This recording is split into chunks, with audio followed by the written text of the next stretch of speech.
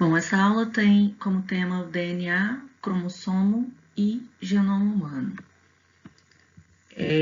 O objetivo dessa aula é que vocês tenham a compreensão de como o nosso material genético, que é o DNA, ele está organizado na célula.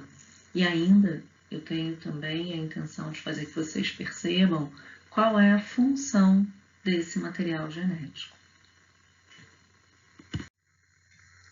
Bom, aqui para representar diferentes organismos que contêm em comum o material genético, eu coloquei imagens que ilustram aqui vírus, várias partículas virais na superfície de uma célula. Essa célula aqui já é uma célula morta. Aqui a gente vê numa superfície também celular bactérias. Aqui a gente tem dois exemplares de indivíduos da mesma espécie.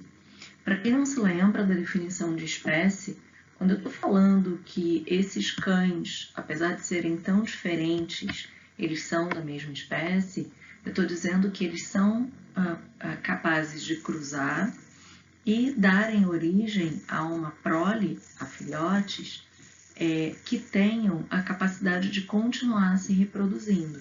Então, a definição de espécie leva em consideração a possibilidade não só do cruzamento, mas também de gerar um indivíduo na prole que tem esse mesmo potencial de continuar se reproduzindo, tá?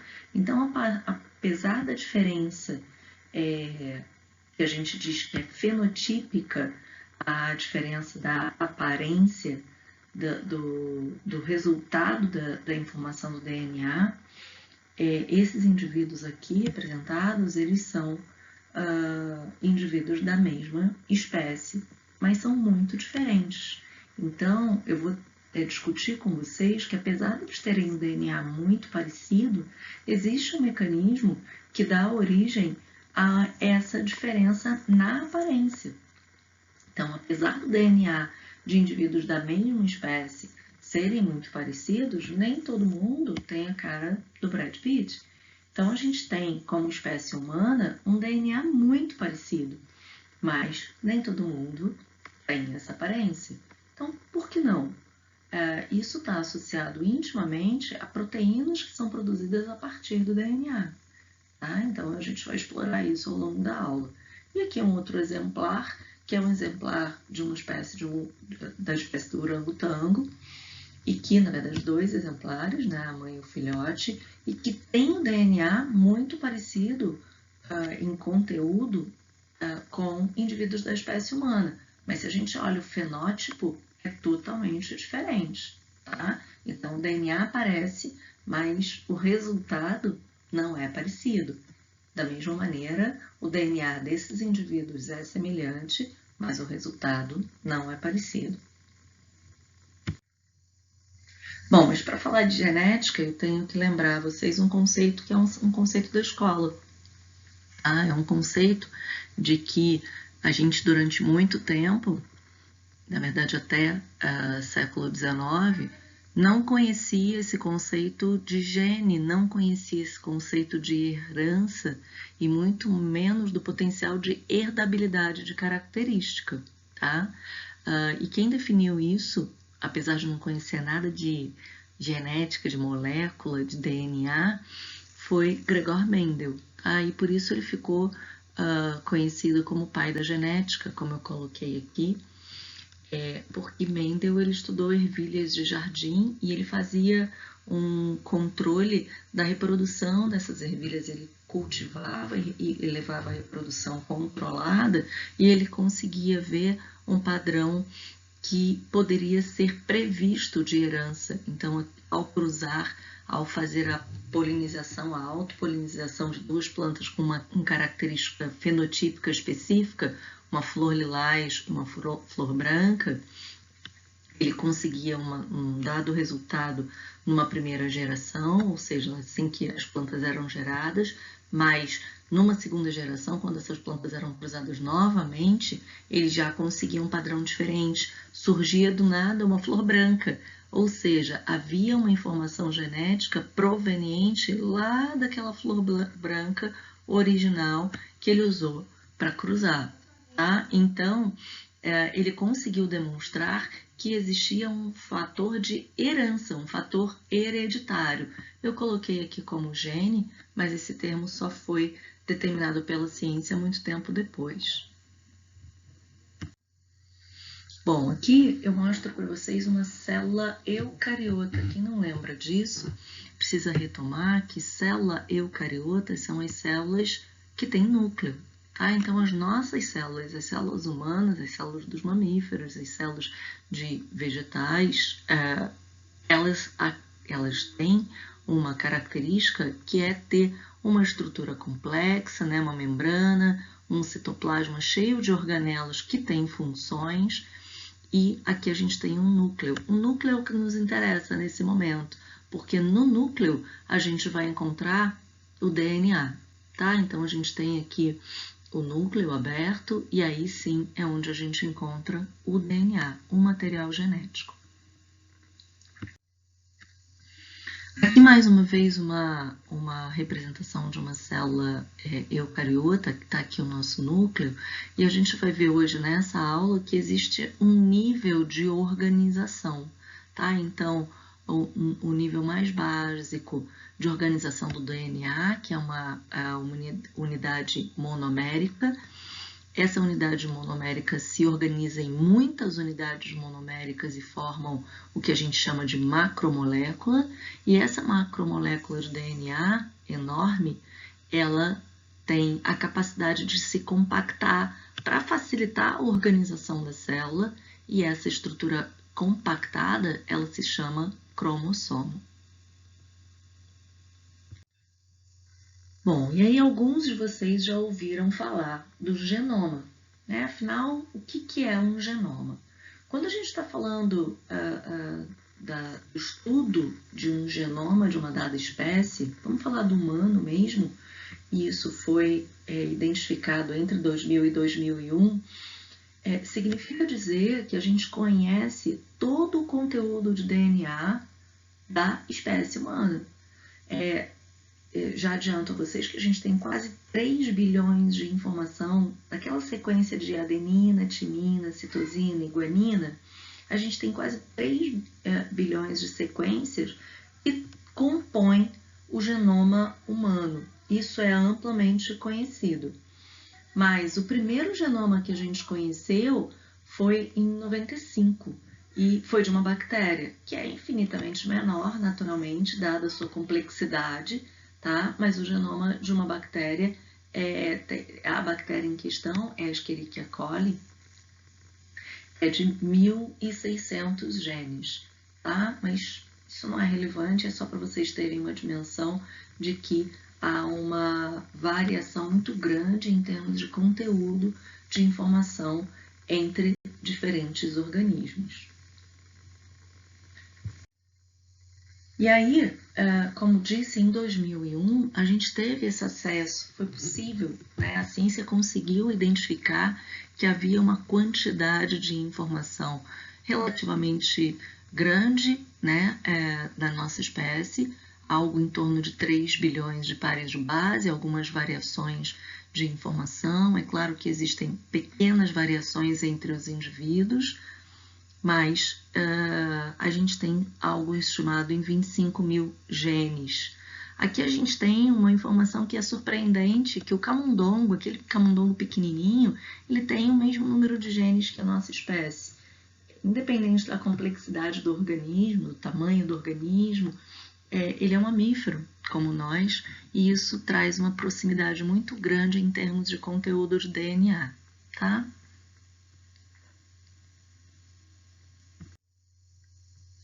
Bom, e aqui é um endosso dessa informação, um reforço dessa informação, tá? A gente tem 2 exemplares de espécies diferentes, aqui o camundongo que eu falava, aqui uma criança da espécie humana, e ambos possuem uma mutação no mesmo gene, um gene que nós temos, humanos, que os camundongos têm, e vocês veem que o resultado fenotípico dessa mudança no DNA é uma mesma marca comum nas duas espécies, tá? Então, existe um comprometimento do desenvolvimento desses indivíduos em função de uma produção de informação que vem do DNA.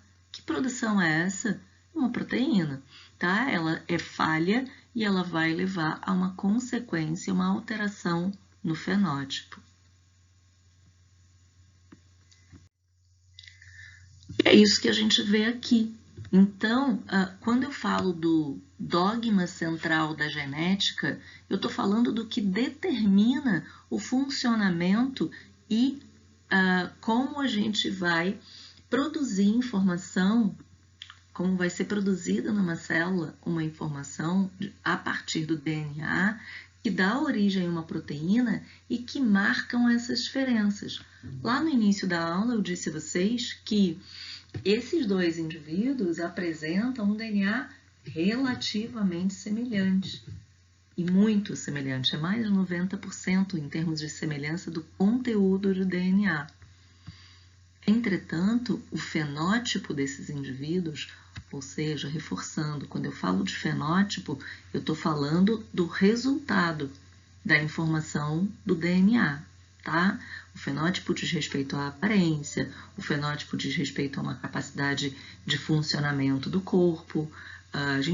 Eu vou detalhar isso ao longo do curso com vocês, mas qualquer informação resultante vinda do DNA vai influenciar no fenótipo, tá? Então, se a pele vai ser clara ou vai ser escura, se o olho vai ser claro ou não, se o indivíduo vai ter pelo ou não, tá? Que a gente vê aqui nesse exemplo, esse tem muito pelo e esse não tem pelo, tá? Se a pele vai ser clara ou se vai ser escura, isso é fenótipo. E quem é responsável por isso é a proteína. Se a pele é muito pigmentada e muito escura, produz muita proteína que está associada à cor.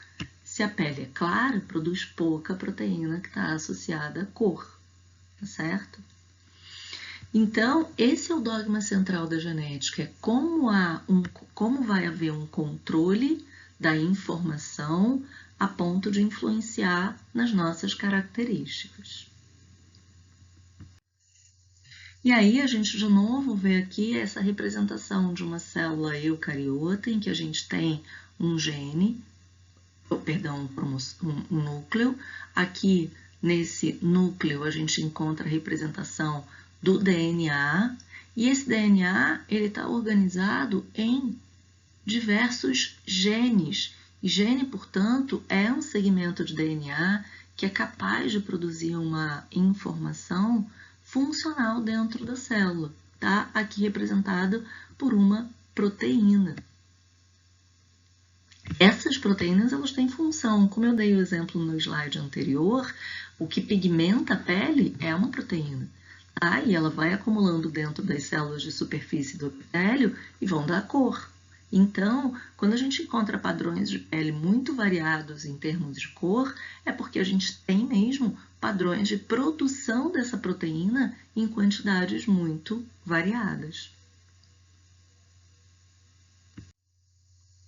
E aí, só para vocês terem uma percepção, a gente não fala muito disso em detalhe, não me aprofundo nisso com vocês, mas essa produção de proteína, ela é regida, que proteína vai estar ali presente? Ela é regida pela informação que está presente no DNA. Aquele processo que eu disse a vocês da forma como o DNA é processado, então lembra que eu mostrei do DNA para a proteína. Aquele processo passa por uma molécula de RNA mensageiro, essa etapa toda ela dá origem no final a proteínas, e essas proteínas elas são formadas por aminoácido. Então, todos vocês já ouviram falar de aminoácido. Aqui a gente tem a representação de todos os aminoácidos que compõem as proteínas da nossa espécie, da espécie humana, tá? E que compõem 20 aminoácidos. A gente pode ver aqui a leucina, isoleucina, valina, alanina, histidina, são vários, são 20, e eles um do lado do outro, um aminoácido do lado do outro, compõem uma proteína, tá? Então, é comum que vocês ouçam que quando a pessoa precisa produzir proteína, a gente pode consumir aminoácido, porque isso vai colaborar na produção de proteína. Então, é um aporte nutricional de aminoácido para que a gente ajude o organismo a produzir proteína. É justamente por isso, porque as proteínas são produzidas com base em aminoácidos. E esses aminoácidos, eles são construídos com base na sequência do próprio DNA. Então, a informação do DNA, vocês estão vendo aqui letrinhas, né? GAC, isso representa a guanina, a adenina e a citosina, como a gente vai ver já já. Bom, aqui é só um nível de organização do DNA, tá? É semelhante a uma imagem que eu já mostrei antes, mas quando a gente fala de um indivíduo, ele é composto, seu tecido é composto por várias células. Quando a gente olha o núcleo dessas células, a gente encontra esses filamentos aqui que representam o DNA.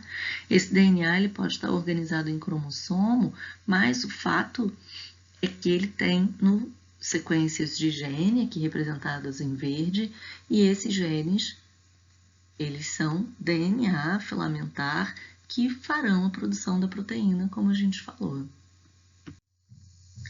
E aí sim, aqui a macromolécula de DNA, essa macromolécula de DNA, que é o ácido nucleico, ele é composto por 3 unidades diferentes, um açúcar com 5 carbonos, a gente está vendo aqui, tá? Então, 1, 2, 3, 4, 5 carbonos, aqui é o açúcar, tá? E um fosfato, um grupamento que a gente chama de fosfato. Nessa posição do primeiro carbono, a gente tem aqui, o autor colocou para facilitar só a informação de que é aqui que se liga a base. Essa é a estrutura monomérica que eu mostrei antes para vocês. Aqui é a base. E a base em questão, ela pode ser uma purina ou uma pirimidina. E aí vocês se lembram disso.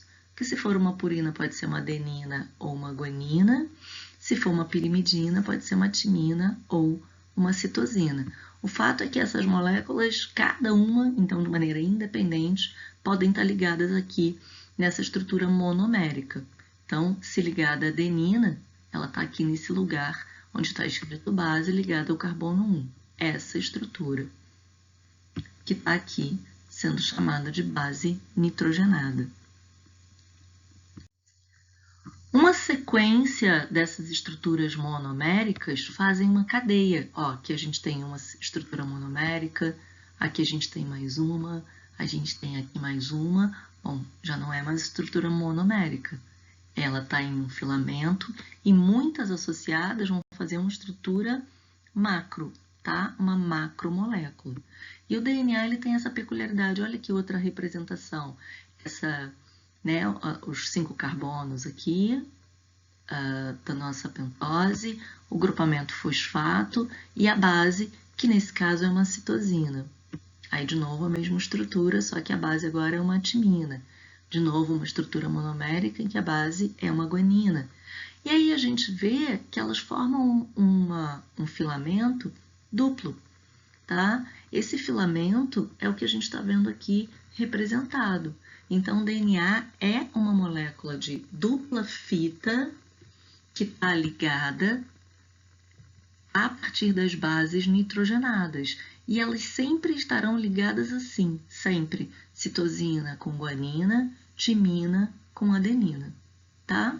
Então, essa é a estrutura helicoidal que a gente vê presente no DNA e que caracteriza sempre a molécula. Quando a gente vê a molécula do DNA, ela está representada dessa maneira.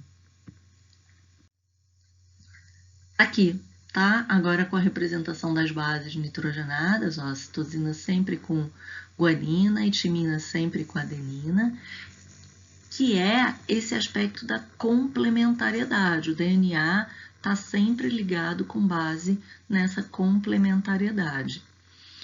O DNA tem uma competência ele tem, a partir de ações químicas de enzimas, ele tem a competência de se copiar, ou seja, se autoduplicar. O que a gente está vendo aqui é como esse processo, de maneira muito, muito, muito simplificada, tá? Mas que não convém entrar em detalhes disso com vocês. Essa molécula, no momento em que o DNA precisa ser copiado, e quando o DNA precisa ser copiado? Quando essa célula vai se dividir. Quando a célula vai dividir e vai dar origem a uma célula filha, ela precisa transmitir o conteúdo de DNA exatamente igual ao que ela tem. Para isso, ela tem um mecanismo em que ela usa a sua própria fita, como molde. Então, se a gente reparar aqui, a fita cinza pode ser chamada de fita molde e a fita azul, a fita nova. Mas vocês vão ver que esse conteúdo de DNA é exatamente igual a esse. E eles serão separados justamente para um ficar na célula original e um ser distribuído para a célula filha, tá? Então, daí a relevância dessa complementariedade e da autoduplicação. Esse processo é um processo biológico muito controlado para evitar que haja uma característica, a mudança.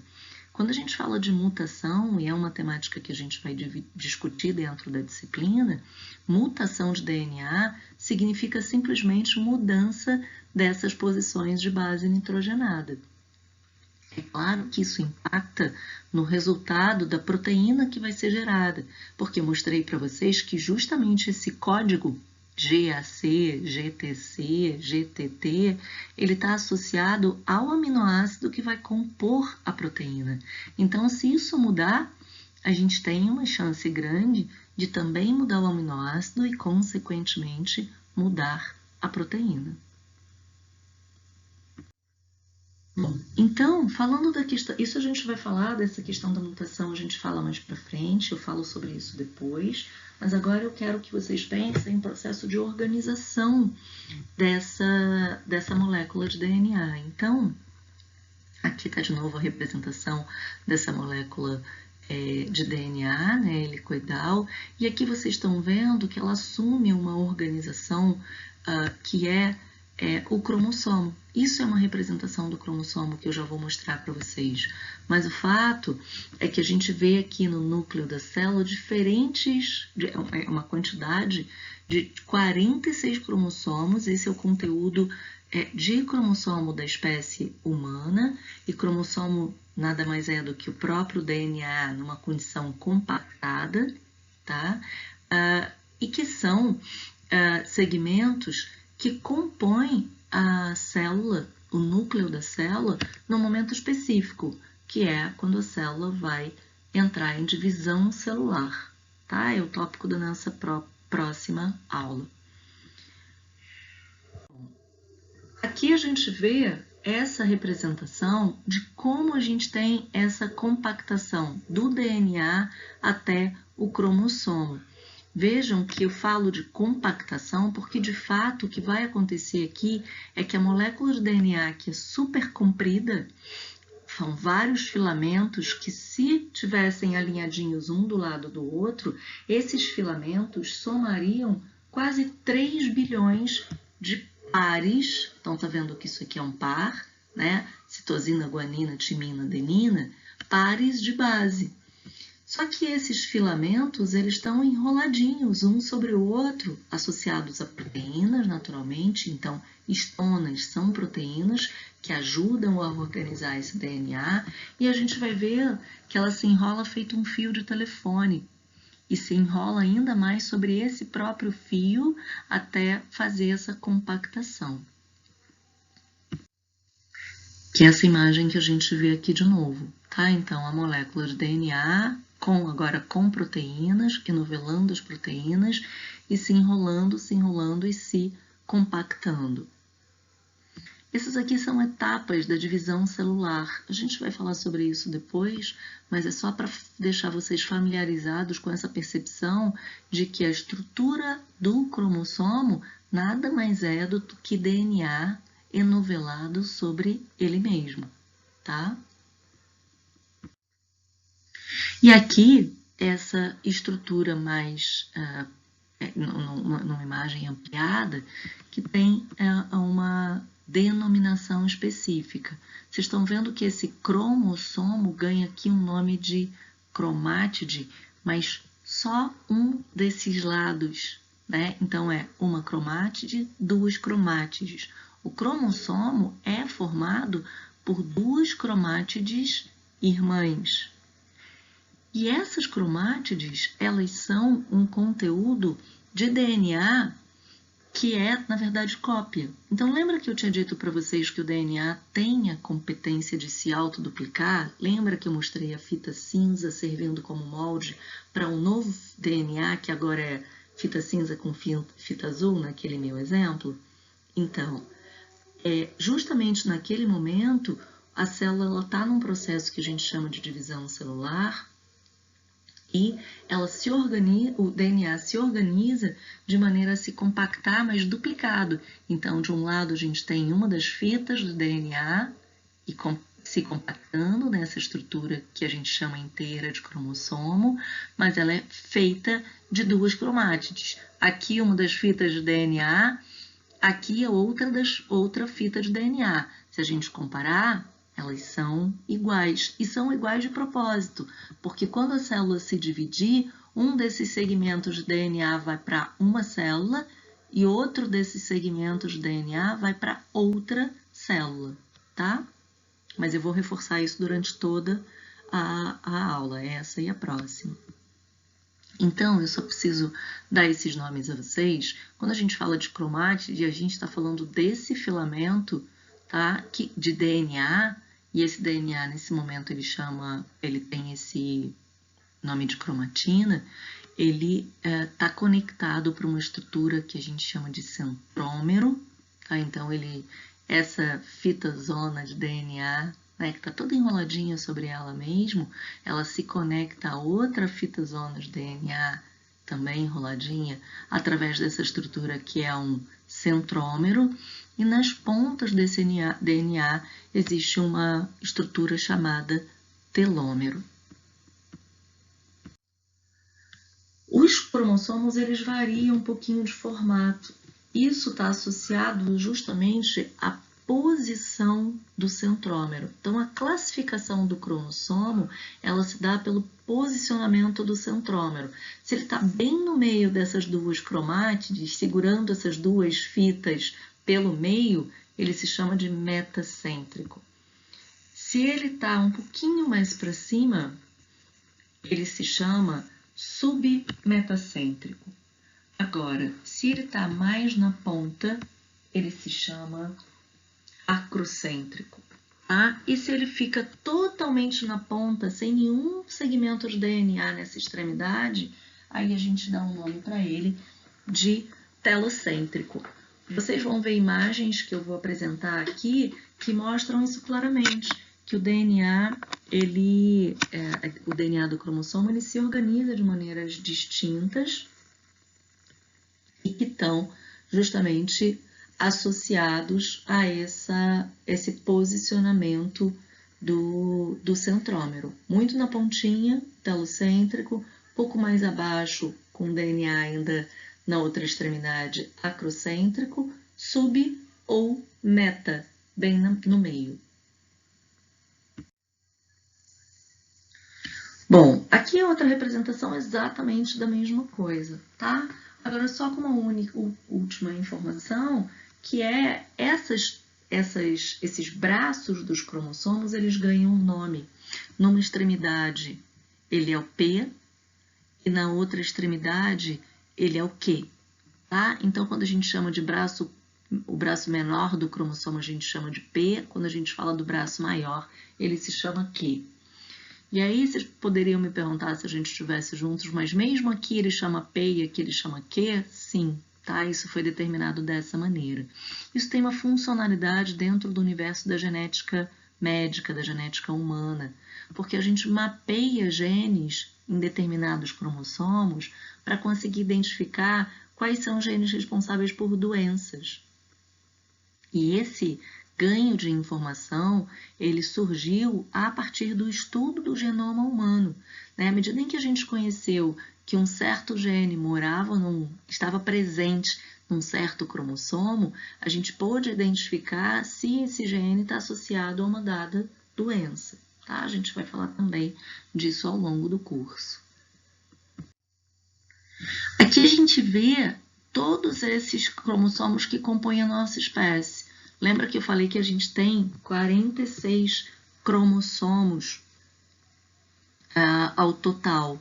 Aqui a gente vê cromossomos enumerados do número 1 até o número 22. E 2 cromossomos que vocês conhecem, sabem que a gente tem cromossomos sexuais. Então, aqui a gente tem o X e a gente tem o Y. Todos nós, numa condição de normalidade, temos 2 doses de cada um desse cromossomo. Um que veio do pai e o outro que veio da mãe. Tá? Então, a gente tem uma informação do cromossomo 1 que veio do pai, outra informação do cromossomo 1 que veio da mãe. E a gente tem, portanto, 22 pares desse conteúdo, tá? Que dá 44 cromossomos. E tem mais 2 cromossomos sexuais. As meninas têm 2 cromossomos X e os meninos têm X e Y. Já aqui, a gente vê essas estruturas cromossômicas organizadas. Então, reforçando, 22 pares de cromossomos que a gente chama de autossomos. Esses que são enumerados de 1 ao 22 são chamados de cromossomos autossomos. Já os cromossomos sexuais podem variar nessa combinação. Aqui a gente tem uma análise que se chama cariótipo. Isso aqui é uma análise de genética, tá? Uma análise de genética médica, que está olhando o conteúdo de DNA de uma pessoa para determinar se ela é normal em termos de conteúdo de DNA. A quantidade. Isso é o padrão de normalidade, que um indivíduo da espécie humana tenha 44 mais 2, 46 cromossomos, que é exatamente o que a gente está vendo aqui. Essa é uma análise de uma pessoa com 46 cromossomos e que é do sexo feminino, porque tem XX e não tem Y, tá? Então, essa análise é um cariótipo e essa é uma das ferramentas que se usa na genética médica para fazer análise de, por exemplo, um bebê em formação que tem suspeita de ter síndrome de Down. Olha só, quando a gente encontra uma variação, tá? Então, aqui a gente tem aquela imagem anterior com uma normalidade, 46xx, e aqui a gente tem uma condição de anomalia, de número, de quantidade. Já não é mais 46 e sim 47, tá? E a gente tem uma dose, um cromossomo 21 a mais, que a gente vai ver como isso acontece, tá? Já não é mais um cromossomo, 2 doses do cromossomo X. Esse indivíduo que foi analisado, a célula desse indivíduo que foi analisada, demonstrou que se tratava de um homem, porque tem um cromossomo X e um Y, como eu disse a vocês. Então, esse é um conteúdo peculiar de homem, que é diferente desse conteúdo que a gente está vendo aqui. Mas que a condição importante aqui é essa condição de anomalia, porque tem um cromossomo a mais. Então, esse é um quadro clássico dentro da genética médica, que é a trissomia do cromossomo 21, ou seja, 3 doses. Tá? A gente vai ver isso um pouquinho mais para frente. E aqui, só para a gente finalizar, um reforço de uma informação que é o seguinte: os conteúdos dos cromossomos, eles variam muitíssimo de tamanho, tá? Esse gráfico aqui, ele mostra a estrutura do cromossomo 1, que é muito grande, tá? Ele tem 250 milhões de pares de base, ATCG, tá? Mas